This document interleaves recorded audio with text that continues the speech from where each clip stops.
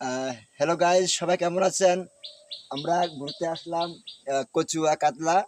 আর সেখানে দেখেন কত সুন্দর সুন্দর জাম্বুরা। এই যে একটা জাম্বুরা, এই যে এখন আমি পাকতেছি, দেখছেন কি সুন্দর জাম্বুরা। এটা অবশ্যই কাটা হবে, কেটে দেখাবো যে কতটুকু মিষ্টি হয়। এই দেখেন জাম্বুরা, আপনাদের যদি লাগে আমাকে বলবেন, আগে হোয়াটসঅ্যাপে অর্ডার করবেন, তারপর অবশ্যই আমি পাঠিয়ে দেবো। এই যে জাম্বুরা, অনেক জাম্বুরা। এই যে আবার এই যে মিষ্টি মিষ্টি জাম্বুরা, অনেক বড় বড়। আরো কিন্তু ফাঁকা হবে, ফাঁকলে কিন্তু এটা রংটা আরো হলদে হবে। আমি একটা জাম্বুরা দেখাচ্ছি, অল্প একটু আমি কাটছি। এই যে জাম্বুরাটা,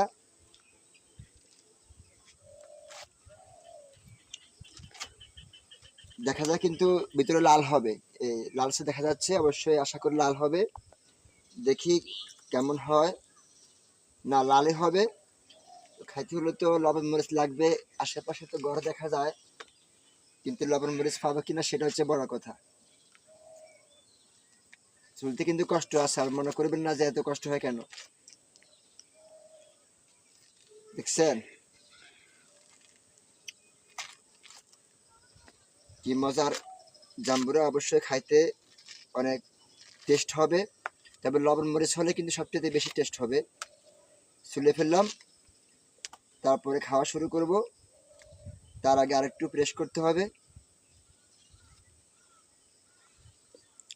না, রং যেমন লালচে দেখা গেছে, তবে পাকছে, পুরোপুরি পাকে নাই।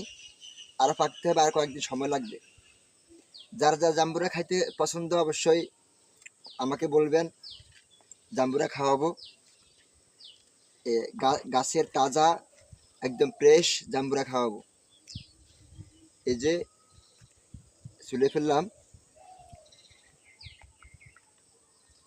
না, পুরোপুরি পাকে নাই, একটু একটু কাঁচা আছে, তবে মিষ্টি। গাছের জাম্বুরাগুলো মিষ্টি। মালিক আছে সাথে, মালিক বললো যে মিষ্টি হয় জাম্বুরাগুলো। আমি একটু খেয়ে দেখি আসলে মিষ্টি কিনা। মালিক কি সত্যি বলছে না মিথ্যা বলছে। ঘুরতে আসলাম তাই আসলে একটু বিনোদন করলাম, জাম্বুরা ফাড়লাম, আনন্দ করলাম, আর কিছু না।